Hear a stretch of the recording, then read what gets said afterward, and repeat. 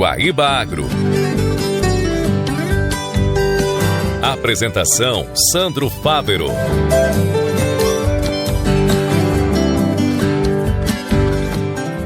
Olá, caro guaibeiro, estamos abrindo mais uma edição do Guaíba Agro. Hoje é segunda-feira, 1º de junho de 2026, aniversário dos municípios gaúchos de Cacique, Doble, Igrejinha, Jacutinga e Liberato Salzano. Nosso programa tem um oferecimento do Senar RS, força para o agro, é força para movimentar toda a sociedade, e Banrisul, a nova conta para crianças e adolescentes do Banrisul. Nosso programa tem Jorge Brum e Daniel Zucco na mesa de áudio, as gravações e edições de Rafael Baldez e Jefferson Gomes. Coordenação de central de Guilherme Silveira, a gerência de jornalismo de Rafael Sequim, direção-geral de Claudinei Girotti, edição e apresentação de Sandro Fávero. O Senar está junto com você, produtor rural, sempre juntando conhecimento e prática para levar mais produtividade e eficiência para o campo, porque assim a agricultura e a pecuária crescem muito mais. Senar RS, vamos juntos pelo seu crescimento. Banrisul do Banrisul é a conta gratuita que incentiva a educação para crianças e adolescentes com o controle dos pais pelo app. Tem agro, tô na Guaíba. E a gente abre o programa desta segunda-feira com a participação da ministra do Desenvolvimento Agrário, Fernanda Machiavelli, destacou que o principal desafio da pasta na agricultura familiar é fomentar a assistência técnica e a extensão rural. Hoje eu identificaria a questão da assistência técnica e extensão rural como o principal desafio que está colocado para o nosso país. Por quê? Porque o extensionista, ele é esse profissional que articula as políticas públicas lá na ponta. Assim como o médico e a enfermeira são para a saúde, para nós são os extensionistas que têm esse papel de fazer com que as políticas públicas cheguem e o conhecimento chegue para o agricultor e a agricultora familiar. Claro que é um processo de troca de conhecimento, tem o saber tradicional, mas é muito importante a presença do extensionista lá na ponta. E essa é um desafio, porque nós não temos, como tivemos no passado, uma grande estrutura para assistência técnica e extensão rural no governo federal. Nós reconstruímos um processo, a política pública de assistência técnica. Hoje a gente tem uma agência, que é a Agência Nacional de Assistência Técnica e Extensão Rural, que desde 2023 nós conseguimos captar mais de 400 milhões somente para a agência implementar em políticas em parceria com estados e com organizações que implementam a TER. E agora estamos conseguindo alcançar a diversidade dos territórios. Mas eu acho que, se você respondendo a sua pergunta de forma objetiva, eu acho que o principal desafio que ainda está colocado, que nós temos trabalhado de forma muito firme, é a ampliação da base de cobertura da assistência técnica e extensão rural. Temos todo um desenho que foi construído em parceria com as organizações da sociedade civil, os extensionistas, os movimentos sociais, para que a gente possa superar esse desafio, em parceria com os estados, que hoje são os responsáveis pela implementação das políticas, né, com suas EMATERs estaduais, nós possamos chegar ao conjunto da agricultura familiar. O que nós temos feito é fortalecer essas empresas estaduais por meio de parcerias e, ao mesmo tempo, por meio da ANATER, que é a nossa Agência Nacional de Assistência Técnica e Extensão Rural, conseguindo implementar projetos de contratação direta de assistência técnica nos territórios. Hoje a ANATER, por exemplo, ela está lá na região norte implementando regularização fundiária, regularização ambiental e assistência técnica com recursos do Fundo Amazônia para justamente estruturar essas propriedades da região norte que ainda enfrentam muitos desafios de regularização fundiária. Ela está na região nordeste implementando programas como esse Terra Mesa Semiárido e várias outras chamadas de ATER Mulheres, ATER Bem Viver, e está na região sul do país também implementando uma matéria específica para os Pampas.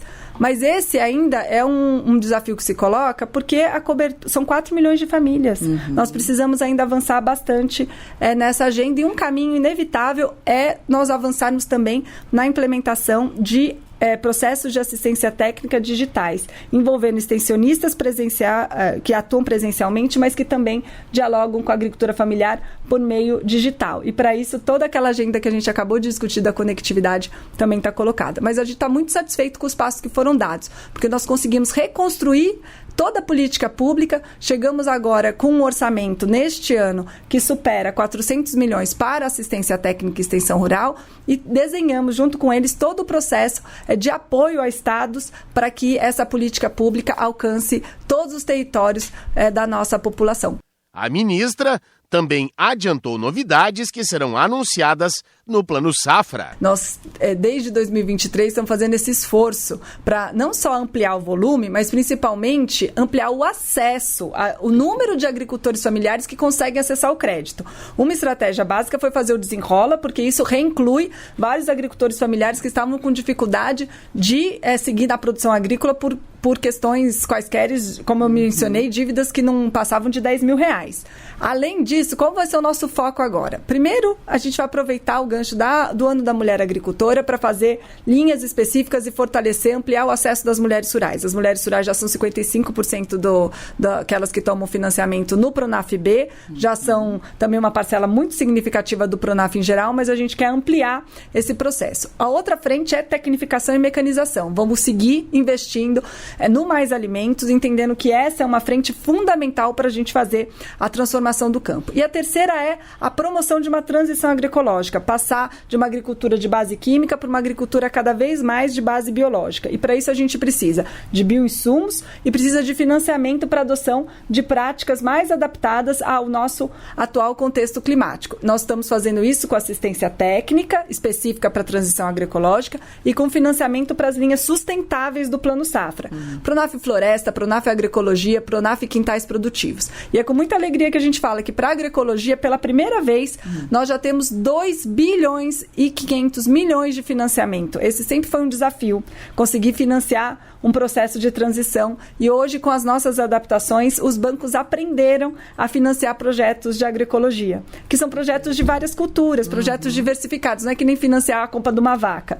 Então, você precisa ter uma adaptação dos próprios estruturas bancárias. Isso aconteceu, a gente está avançando firme. O outro é o olhar específico, assentados, quilombolas, enfim, a diversidade da nossa agricultura precisa estar contemplada dentro do Plano Safra. No Pronaf-A, que é o outro que é para assentados da reforma agrária, a gente também avançou muito. A gente botava o recurso, 500 milhões por ano, e não executava. No último ano, colocamos 500 milhões, executou tudo de uma vez, a gente teve que colocar mais 500, agora a gente está nesse mês de maio, já tendo 675 milhões executados e uma demanda de mais 500 milhões. Então, quer dizer, a agricultura familiar voltou a produzir com toda a sua potencialidade, está acessando crédito, e isso vai continuar firme nesse Plano Safra. Mas Plano Safra não é só crédito, tem compras públicas, tem assistência técnica e extensão rural, tem uma chamada específica que eu acabei mencionando para o semiárido e tem uma série de outras ações que se articulam para fortalecer os agricultores e as agricultoras familiares. Por fim, Fernanda Machiavelli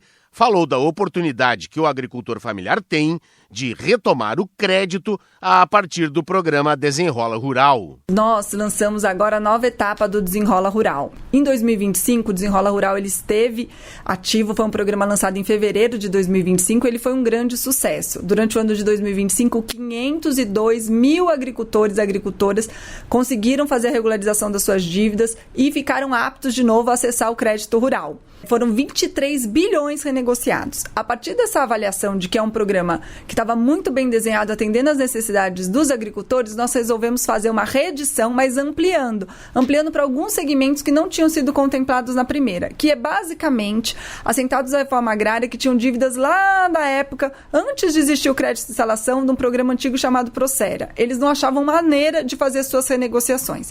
Então, nós mantivemos as taxas de desconto que já estavam sendo aplicadas pelo Desenrola e ampliamos ainda mais. Como que se faz para acessar? Se você já está na dívida ativa da União, primeiro passo é procurar se você está na dívida ativa da União. Pode entrar no site regularize.pgfn.gov.br, que é o site da Procuradoria-Geral da Fazenda Nacional. Então, regularize.pgfn.gov.br e lá você já checa, põe os seus dados e já verifica se você está na dívida ativa da União e na hora você já recebe o desconto para fazer sua negociação, que normalmente vai até 100% do que é juros, multa e encargos e ainda tem um desconto no principal. Então, que é a dívida original, né? Então, vale a pena entrar lá e já olhar. Os sindicatos rurais têm apoiado os agricultores familiares a fazer esse processo, acessar o site, aqueles que têm dificuldade. A outra alternativa, não, a minha dívida foi com o banco, ainda não está na dívida ativa da União. Pode ir na agência bancária, falar que você quer fazer a renegociação do desenrola rural, e os descontos também são muito substantivos. Se as dívidas foram lá com aquele Pronaf B, que é o microcrédito, que no Nordeste chama aí de agroamigo, aí os descontos também estão tabelados, vão até 85% de desconto na dívida que existe com o Banco do Nordeste. Isso, então, vá na agência bancária. Por fim, se a sua dívida é do crédito instalação, esse crédito que eu mencionei antes, que é um crédito específico para os assentados da reforma agrária que acabaram de chegar na sua propriedade, do seu lote, aí deve renegociar com o INCRA na Sala da Cidadania. Então, entra no site pode escrever no Google Sala da Cidadania do INCRA, e aí você já consegue, num site de busca, encontrar a Sala da Cidadania e fazer a renegociação ali. Então, são 3 caminhos para 3 tipos de dívidas diferentes. E aí tem mais desconto vindo a partir do Plano Safra, porque nós queremos todos aqueles que trabalham, se dedicam para a atividade agrícola, vivem do processo produtivo, aptos a contrair crédito e seguir produzindo alimentos para o nosso país, porque nós precisamos da agricultura familiar, nós precisamos dessa produção de alimentos farta na nossa mesa. Bem, o assunto agora no Guaíba Agro é a Semana Nacional de Promoção da Pesca Artesanal, que prevê ações de incentivo à atividade. O programa Jovem Cientista da Pesca Artesanal terá R$2,5 milhões por meio do Ministério da Pesca e Aquicultura para incentivar talentos de jovens do ensino médio público que sejam filhos, netos e dependentes de pescadores artesanais. Pela iniciativa, 28 instituições de todas as regiões do país vão receber 700 bolsas de iniciação científica júnior pelo período de 12 meses, a partir de junho de 2026. O foco é na valorização dos conhecimentos tradicionais e no desenvolvimento sustentável dessas comunidades. É importante ressaltar que os pescadores artesanais precisam estar com registro geral da atividade pesqueira ativo. O programa Jovem Cientista da Pesca Artesanal é uma das ações do programa Povos da Pesca Artesanal. Ele integra um conjunto de políticas transversais que incluem extensão pesqueira, fortalecimento da cadeia produtiva, formação, gênero, cultura e combate ao racismo ambiental, com o objetivo de beneficiar e fortalecer as comunidades pesqueiras artesanais em todo o Brasil. O programa já é executado atualmente em 8 estados das regiões Norte e Nordeste: Acre, Rondônia, Pará, Ceará, Alagoas, Pernambuco, Paraíba e Piauí. Mais informações em gov.br/CNPq. Da agência Rádio Gov em Brasília, Daniele Popov. Obrigado, Lana. E agora a gente fala de ovinocultura. A homologação da raça berganês amplia as opções para a produção de carne ovina no país. A homologação da raça berganês durante a Caprichow em Dormentes, Pernambuco, abre uma nova etapa para a seleção genética de ovinos voltados à produção de carne no Brasil. Com o reconhecimento oficial pela Associação Brasileira de Criadores de Ovinos, a ARCO, a raça passa a ter padrão racial definido, livro genealógico próprio e regras específicas para registro, identificação e reprodução dos animais. A cerimônia de homologação contou com a participação do ministro da Agricultura e Pecuária, André de Paula, do presidente da ARCO, Edemundo Gressler, da governadora de Pernambuco, Raquel Lira, da prefeita de Dormentes, Corrinha de Geomarco, e de outras autoridades. A presença das lideranças marcou o reconhecimento oficial da raça berganês como a 33ª raça ovina homologada pela entidade. Realizada no sertão pernambucano, a Caprichow é uma das principais feiras de caprinos e ovinos do Nordeste. O evento reúne exposição de animais, leilões, concursos, cavalgadas e palestras técnicas, além de mobilizar produtores, técnicos e lideranças ligadas à economia rural da região. O presidente da ARCO, Edemundo Gressler, destaca que a oficialização permite iniciar um trabalho técnico de acompanhamento da raça berganês. Inicia-se então uma etapa agora de registro, de seleção, de controle de gerações desta nova raça, para futuramente ela já ingressar na parte de pedigree. É uma raça especializada em produção de carne, de um cruzamento de Bergamácia com Santa Inês. O dirigente ressalta ainda a capacidade de adaptação da raça berganesa a diferentes regiões do país. Embora tenha forte aptidão para o Nordeste, a berganês também pode apresentar bom desempenho no Sul, especialmente no Rio Grande do Sul, por desenvolver uma lanugem de proteção herdada da bergamácea, característica que favorece a adaptação aos períodos de frio. Gressler afirma que a raça pode contribuir tanto para a produção comercial quanto para cruzamentos industriais. Da agência AgroEffective, Arthur Chagas. Obrigado, Arthur, e assim a gente vai encaminhando o encerramento deste primeiro bloco, no oferecimento do Senar RS. Força para o agro é força para movimentar toda a sociedade. E Banriway é a nova conta para crianças e adolescentes do Banrisul. Vamos para o intervalo e voltaremos em seguida para falar da juventude rural aqui no programa.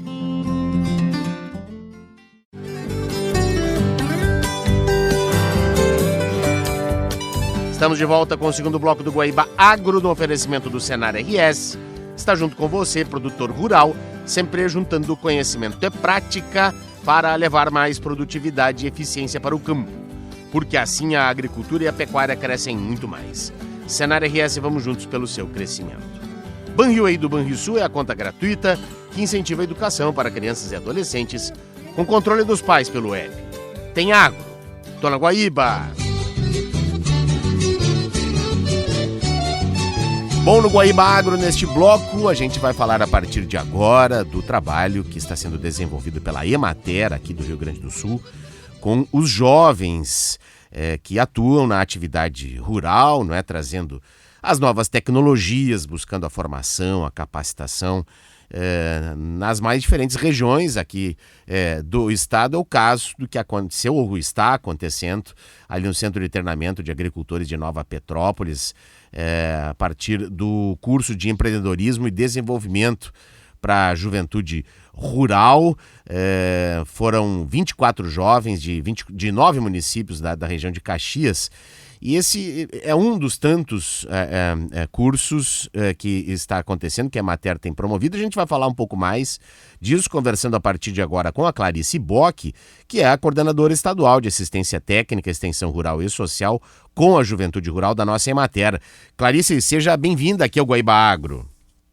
Obrigada, Sandro, e a todos os ouvintes da Rádio Guaíba. É um prazer conversarmos um pouco com vocês a respeito do trabalho que nós realizamos com os jovens rurais. Então, a Emater hoje ela tem esses cursos de empreendedorismo e desenvolvimento para a juventude rural em 5 regiões do estado, e uma das premissas nossas é levar os jovens capacitações, conhecimentos e desenvolvimento de atividades que sejam do interesse deles e também que proporcionem o olhar para novas tecnologias na agricultura, na agropecuária. Perfeito. Neste caso aqui, vamos começar por esse aqui. Lá o CETAMP é um centro importantíssimo de formação, não é? E para adultos e também para jovens, e esse já está é o segundo módulo já do curso de empreendedorismo e desenvolvimento, não é? Sim, esse momento que nós tivemos agora em maio foi o segundo módulo desse curso, onde foram tratadas de tecnologias e mecanização para a agricultura, além de outros temas, e na oportunidade, nós levamos os nossos colegas que são responsáveis por essa atividade, de geoprocessamento, georreferenciamento, nas questões ambientais, de um olhar para como os jovens podem utilizar a tecnologia dos drones no seu dia a dia na agropecuária. Então, foi um momento muito legal para a gurizada, porque eles puderam ver na prática como funciona e também eles puderam manusear os equipamentos. Então, é uma tecnologia que nem todo mundo tem condições de adquirir, mas que ela é possível também no meio rural. E que poderão ser aplicadas, não é? Ou aplicados esses conhecimentos nas próprias propriedades rurais das famílias. Acho que grande parte de agricultores familiares, não é? Com certeza, o nosso trabalho, na maioria, é com agricultores familiares, né? Claro, temos pecuaristas, quilombolas, indígenas, pescadores, que também fazem parte do nosso público, e a gente oportuniza a todos eles esses conhecimentos. Então, nesses cursos, nós temos também, além dos agricultores familiares, os outros públicos que nós atendemos pela Emater. Perfeito. E o drone, a utilização dele cada vez maior, não é? Tanto na agricultura quanto na pecuária, e traz essa não é, a tecnologia, uma das possibilidades de maior poder de fixar o jovem no campo, de evitar o êxodo rural, não é? Sim, essa é uma tecnologia que hoje está sendo muito difundida e para os jovens que gostam de novas formas de trabalhar, essa tecnologia ela vem para facilitar também o seu trabalho, porque o drone ele tem várias coisas que ele pode ser utilizado em várias atividades, né? Então, olhar para uma planta, ver o estado de conservação dela, do que ela está necessitando, mapear as áreas, enfim, fazer muitas coisas que, às vezes, antes tu não conseguia fazer, né? Acompanhar o próprio rebanho também, às vezes. Né? Sim, em todas as atividades agropecuárias ele pode ser utilizado. Bom, e não só o drone, não é? Todas as novidades tecnológicas, não é? A ciência e a tecnologia hoje tem exatamente contribuído para um novo cenário, para que o jovem não precise sair do campo mais, não é? Sim, com certeza, e nós temos visto através desses cursos que nós realizamos e de outras atividades que a gente tem junto à Juventude Rural, que cada vez mais eles estão se interessando pelas atividades do campo. E uma das coisas que nós fazemos, né, no nosso curso e em outros momentos também é mostrar para esses jovens a importância do trabalho deles e de eles se reconhecerem dentro das suas unidades de produção. Sim. Quando a gente inicia o curso, a gente faz com eles atividades onde eles visualizam qual é o papel deles dentro da propriedade, para eles olharem para a propriedade, porque muitas vezes eles estão lá dentro da propriedade e nem reconhecem tudo que tem. Hoje as nossas propriedades são altamente estruturadas, o que possibilita com que os jovens fiquem no rural. Perfeito. Bom, esse curso em específico ele iniciou agora em abril, vai até setembro, são 6 módulos, não é? E ocorrem encontros mensais aí, falando dos mais diversos temas aí relacionados então à atividade rural e, claro, a inserção do jovem neste meio. Mas há uma infinidade de outros cursos e capacitações, formações que acontecem em todo o estado, não é, Clarice? Sim, a gente tem como meta, né, contratada também junto à Secretaria de Desenvolvimento Rural, a capacitação de jovens em todas as regiões. Então, em todas as regiões acontecem capacitações diferenciadas para os jovens e hoje algo que é assim muito concreto para nós é que esses jovens são buscados cada vez mais a participar em todas as atividades. Até algum tempo atrás não se reconhecia quase o jovem na propriedade, mas hoje a gente tem isso como ponto-chave de reconhecer esse jovem, tanto que nós temos planejamento de atividades com juventude nos 497 municípios do estado. A capilaridade da Emater, né, proporciona isso, né? Sim, inclusive eles estão assim, hoje, por exemplo, a gente tem o Terra Forte, que é um dos programas também que está sendo executado pela Emater, onde a prioridade para a inserção são jovens e mulheres, que são 2 públicos importantes para nós, até em função do reconhecimento desses 2 públicos e também porque se o jovem não fica no rural, como será a nossa agricultura? Não vai ter sucessão, né?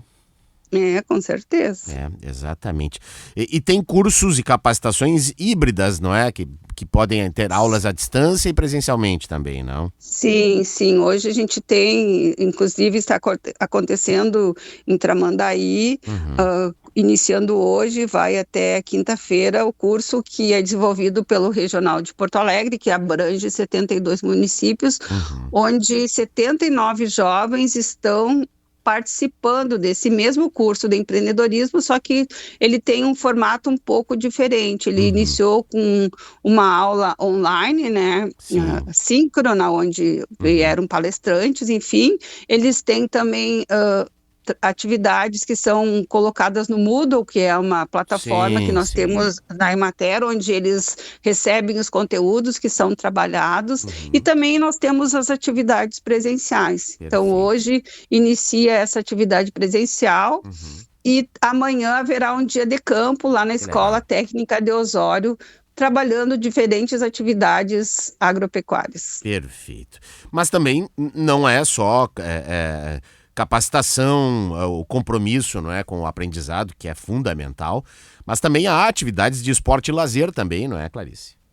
Sim, nós temos em todo o estado atividades de esporte e lazer, e principalmente na região Centro-Serra, onde nós temos o município da Arroio do Tigre, que realiza a maior Olimpíada de Juventude Rural do estado, inclusive foi há poucos dias, e envolve em torno de uns 4 mil jovens rurais. Então, e essa Olimpíada, ela é resultado de todo um trabalho de associativismo entre os jovens, de grupalização, então, de tomada de decisão. Eles, no início, a gente teve um papel muito importante na organização, mas hoje a gente só auxilia eles na organização, mas o resto é tudo eles que fazem. Então, esse trabalho de organização é um trabalho que nós também fazemos para que os jovens possam ter autonomia na tomada de decisão. Perfeito, muito bom. Caríssima Clarice Bock, coordenadora estadual de assistência técnica, extensão rural e social com a juventude rural da Emater aqui do Rio Grande do Sul. Primeiro, parabéns aí pelo trabalho, pelas atividades desenvolvidas junto à juventude do campo, né, para que a gente tenha um processo sucessório, não é, em todas as cidades aqui do estado, né, para que a gente não perca mentes e a mão de obra também, não é? Que a gente viu se perder por algum tempo, e agora acho que um novo cenário para que a gente tenha fixação, então, dos jovens aí no campo. Muito obrigado pela participação, conte com a gente sempre aqui na Rádio Guaíba. Obrigada, Sandro, e sempre que precisar e quiser conversar conosco, a gente está à disposição da Rádio Guaíba. Perfeitamente, da mesma forma aqui. Um grande abraço. Abraço. E assim chegamos ao fim de mais uma edição do Guaíba Agro, no oferecimento do Senar RS, força para o agro, força para movimentar toda a sociedade, e Banriway, a nova conta para crianças e adolescentes do Banrisul. Para você que perdeu alguma parte desta edição ou quer acompanhar novamente, acesse o nosso canal Guaíba Agro no Spotify, também no YouTube Music, no Deezer e ainda no Amazon Music.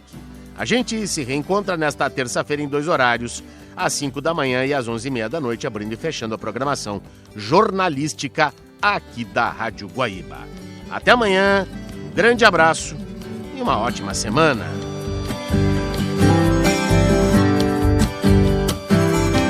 Você ouviu Guaíba Agro.